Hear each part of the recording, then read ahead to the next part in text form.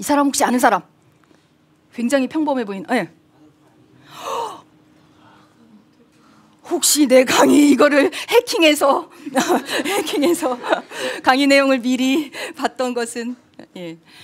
이 사람이 아돌프 아이히만이라는 사람이에요. 아이히만이라는 사람인데 이 사람이 2차 세계대전 당시에 수백만 명의 유대인을 강제 이주시키고 그리고 가스 학살 이런 것들을 계획하고 실행했던 사람이죠.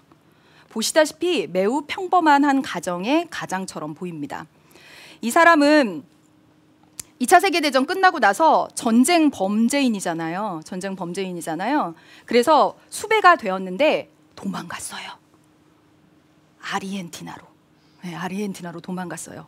15년을 숨어 살았어요. 대단하지. 15년을 숨어 살았는데 이 이스라엘의 정보기관인 모사드에서 끈질기게 추적을 합니다. 얘 어디서 숨어 살고 지내나. 이름을 바꿔서 숨어 살았는데 그래서 1960년에 이 사람을 찾아냅니다. 아르헨티나에서. 그래서 이스라엘로 끌고 와요. 그래서 법정에 세웠습니다. 보시다시피 매우 평범한 50대 중반의 아저씨의 모습이었습니다. 사람들은 깜짝 놀랐죠. 그 수백만 명의 그 유대인을 학살한 그 장본인이 저렇게 평범한 얼굴이라니. 그리고 나서 이 사람이 이런 말을 합니다. 여기 보세요. 도대체 무엇을 인정하라는 말입니까?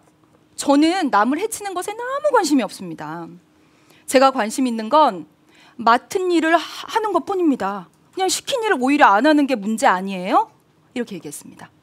나는 시키는 것을 그대로 실천한 하나의 인간이며 관리였을 뿐입니다. 이렇게 얘기합니다.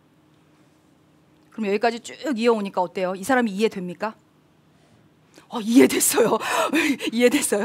이해됐어요 진짜? 그래도 이해할 수 없지 않아요? 어딘가 찝찝한 거 있지 않아요?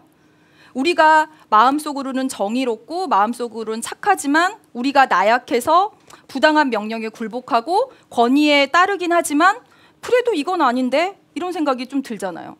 그래도 어쩔 수 없는 거라고 인정해 주기엔 너무 심하지 않아요? 그렇죠? 이 재판이 8개월이나 끌어왔는데 이 재판하는 과정에서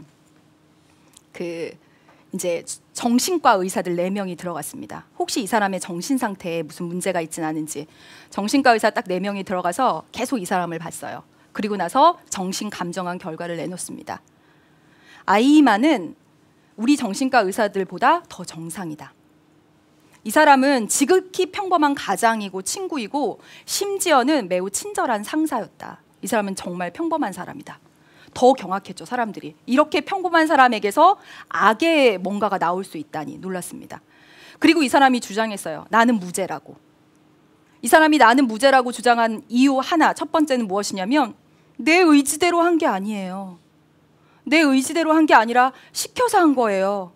그 당시에 하지 않으면 처형당했을걸요? 이게 하나였습니다. 또 하나는 나만 그렇지 않았을 거예요. 너라도 그 상황이 됐으면 했을걸요? 누구라도 했을 거예요. 왜 나한테 이러세요? 이렇게 했습니다. 이 사람 무죄인가요? 다시 묻겠습니다. 무죄인가요? 아니죠. 그래도 찝찝하죠. 그렇죠? 이렇게 치자면 우리가 일제시대에 관료였는데 시키는 대로 해서 우리 민족을 핍박하고 학살하고 이렇게 한 것도 어쩔 수 없었구나 라고 인정해 줄 수는 없는 거잖아요. 그렇죠? 이 재판을 계속 지켜본 한나 아렌트라는 학자가 이런 얘기를 했습니다. 이 사람은 유죄다. 유죄인 이유는 저는 이거 보면서 막 감동적이었어요. 아무 생각이 없었기 때문이다. 이 사람의 생각 없음 때문에 이 사람은 처벌받아야 된다라고 얘기했습니다. 그러면서 뭐라고 덧붙였냐면 타인의 처지에 공감하지 못하는 무능함. 얼마나 아플까? 얼마나 힘들까? 이런 거에 공감하지 못하는 무능함. 또 하나는 판단을 하지 못하는 무능함. 그것 때문에 이 사람은 유죄다. 이렇게 얘기를 했습니다. 우리가요 뉴스에서 작년에도 아주 뉴스가 많이 됐던 것이 군대 폭행 이런 거 막 뉴스 많이 나왔죠. 어찌 그럴 수가 있나 막 이런 생각이 참 많이 드는데, 그것뿐만 아니라 우리가 가까이서 볼 수 있는 건 학교 왕따 문제 같은 거죠. 물론 제일 잘못한 사람은 누구냐면 가해자입니다. 걔네들은 말도 못하게 못된 거죠, 진짜. 그런데 사실 우리도 자유롭지 않아요. 가해자와 피해자가 있으면 그를 둘러싸고 있는 방관자들, 대개 우리들이 지금 여기 되겠죠, 그렇죠? 그 폭력을 행사하고 왕따를 시키는 아이들은 대부분 힘과 권위를 가지고 있잖아요. 그래서 거기에 괜히 거스르기 싫은 거예요. 그래서 우리가 방관하고 타인의 처지에 대해서 감정이입하지 못하는 경우가 참 많더라는 겁니다. 제가 어떤 한 학생의 그 고민을 듣게 됐어요. 그 학생이 이제 뭐 학생의 모임 같은 거였는데, 이렇게 그 안에서 좀 이렇게 아무래도 친구들 사이라도 어떤 모임이라도 좀 힘센 애가 있잖아요. 말빨 먹히고 좀 이렇게 휩쓸어 가는 애가 있잖아요. 그 애하고 자기 사이에서 이렇게 좀 언쟁이 있으면서 저랑 상담한 아이가 좀 왕따를 약간 당한 거죠. 그래서 그 모임에 있으니까 되게 힘들고 어려우니까 어떻게든 좀 잘해보려고, 어떻게든 좀 잘해보려고 카카오톡 방, 자기네 모임 카카오톡 방에 웬만한 청소년들이라면 다 좋아하는 공연 티켓이 생겼다면서, 얘가 실제로 공연 티켓을 공짜로 구했어요. 그래서 공연 티켓이 생겼다면서 나랑 같이 갈 사람 하고 이렇게 올렸습니다.